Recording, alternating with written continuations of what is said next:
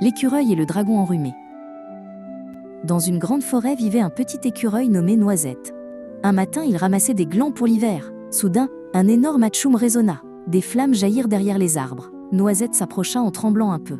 Il découvrit un dragon énorme qui reniflait. Chaque éternuement faisait brûler les feuilles. Le pauvre dragon avait un gros rhume.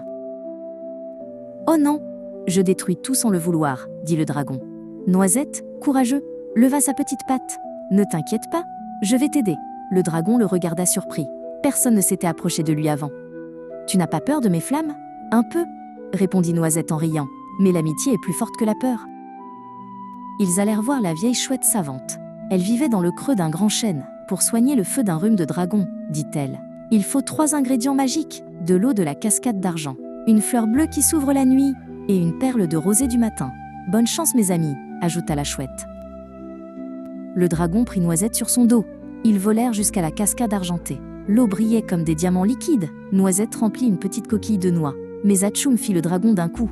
Toute l'eau s'évapora sous la flamme. Noisette éclata de rire malgré tout. Ils recommencèrent et réussirent enfin. La nuit venue, ils cherchèrent la fleur bleue. Elle ne s'ouvrait qu'au clair de lune. Ils attendirent patiemment sur une colline. Mais le dragon éternua si fort que la flamme éclaira la fleur endormie. Elle s'ouvrit doucement comme par magie. Noisette l'accueillit avec précaution. Ils avaient trouvé le 2e ingrédient. Au petit matin, ils cherchèrent la rosée. Noisette grimpa vite sur une feuille brillante. Il récupéra une goutte comme un bijou. Mais atchoum fit encore le dragon enrhumé. La goutte faillit disparaître en vapeur. Heureusement, l'écureuil la protégea vite. Il descendit fier avec son trésor. 3 ingrédients étaient réunis. Ils retournèrent voir la chouette savante.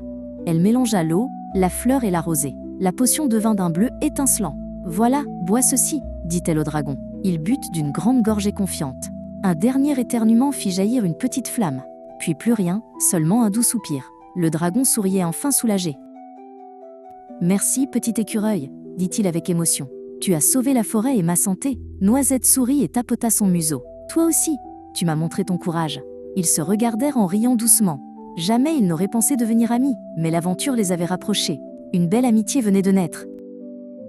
Depuis ce jour, ils restèrent inséparables. Noisette montait souvent sur son dos. Ensemble, ils exploraient la forêt enchantée. Ils jouaient à attraper les nuages et regardaient les couchers de soleil. Le dragon n'éternuait plus du tout. Mais il soufflait doucement pour allumer un feu, quand Noisette voulait griller des noisettes.